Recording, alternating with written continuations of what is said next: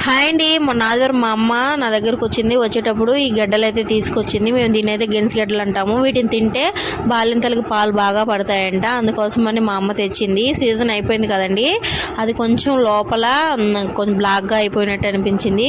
మొత్తం కట్ చేసి మిగిలింది ఇలా కర్రీ అయితే చేస్తున్నాను, తాలింపులాగా. సూపర్గా ఉంటుంది. మా అమ్మ ఇంకా చాలా బాగా చేస్తుంది అనమాట.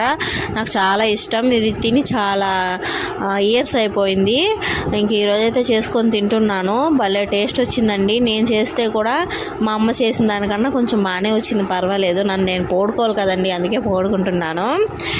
చాలా సింపుల్ అండి. మీకు గడ్డలు దొరికితే తీసుకొని వాటి మీద ఉన్న స్కిన్, ఆ తోలంతా తీసేసి వాటిని, అంటే మనం ఫ్రైకి ఎలాగా గడ్డలు అంటే బంగాళాదుంపలు అవన్నీ కట్ చేసుకున్నాం, అలా కట్ చేసుకొని ఉడికించాలి. ఉడికిన తర్వాత ఒక బాణలు తీసుకొని ఆయిల్ వేసుకొని, ఆవాలు వేసుకొని, జీలకర్ర వేసుకొని ఈ గడ్డ దాంట్లో వేసేసి అంతే అండి.